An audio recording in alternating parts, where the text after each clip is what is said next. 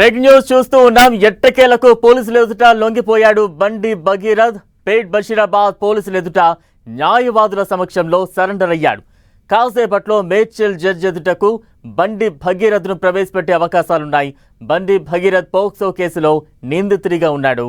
ఇక తాజా అప్డేట్స్ అందించేందుకు మా ప్రతినిధి కిరణ్ సిద్ధంగా ఉన్నారు. కిరణ్, బలరాం, పేట్ బషీరాబాద్ పోలీస్ స్టేషన్ పరిధిలో నమోదైన పోక్సో కేసులో ఎట్టకేళ్లకు పేట్ బషీరాబాద్ పోలీసులు ఎదుట అడ్వకేట్ సమక్షంలో బండి భగీరథ్ లొంగిపోయినట్టుగా చెప్పుకోవాల్సి ఉంటుంది. కొద్దిసేపటి క్రితమే అడ్వకేట్ల సమక్షంలో కూడా ఆయన పేట్ బషీరాబాద్ పిఎస్కి, ఎందుకంటే గడిచిన కొద్ది రోజులు అంటే సుమారుగా 6 రోజుల పాటు అటు అతడి అరెస్టుకు సంబంధించి కూడా నాటకీయ పరిణామాలు చోటు చేసుకున్నట్టుగా మనం చెప్పుకోవచ్చు. నిన్న హైకోర్టులో మధ్యంతర బెయిల్కి సంబంధించి కూడా సుదీర్ఘ వాదన జరిగి అక్కడ నిరాశ ఎదురవడంతో కూడా తప్పని పరిస్థితుల్లో లొంగిపోవాల్సిన పరిస్థితి. కానీ ఉదయం నుంచి కూడా అనేక ఊహాగానాలు వచ్చిన పరిస్థితి.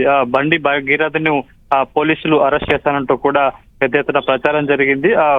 సిపి సైబరాబాద్ కమిషనరేట్ ఎదుట కూడా లొంగిపోతారంటూ కూడా పెద్ద ఎత్తున వార్తలు వచ్చిన పరిస్థితి. ప్రస్తుతానికైతే ఎట్టకేళ్లకు కొద్దిసేపటి క్రితమే బండి భగీరథ్ పేట్ బషీరాబాద్ పోలీసుల ఎదుట తమ అడ్వకేట్ల సమక్షంలో లొంగిపోయినట్టుగా చెప్పుకోవచ్చు. కానీ దీనికి సంబంధించి ప్రస్తుతానికి ఇప్పటికే మేడ్చల్ జిల్లా సంబంధించిన జడ్జి ముందు కేసుకు సంబంధించి బాధితురాలతో పాటు బాధితురాలు తల్లి వద్ద నుంచి కూడా స్టేట్మెంట్ రికార్డ్ చేసి సుమారుగా 40 నిమిషాల పాటు కూడా మూడోసారి జడ్జి సమక్షంలో ఇటు ఆమె స్టేట్మెంట్ రికార్డ్ చేసిన నేపథ్యంలో కొన్ని గంటలకే భగీరథ్ లొంగిపోయిన వార్తలు బయటకు వచ్చిన పరిస్థితి. ప్రస్తుతానికైతే మరికొన్ని గంటలు అంటే ఈ రోజు రాత్రి 9:10 లోపల కూడా మేడ్చల్ న్యాయమూర్తి ఇంట్లో భగీరథ్ను హాజరుపరిచే అవకాశం అయితే ఉంది.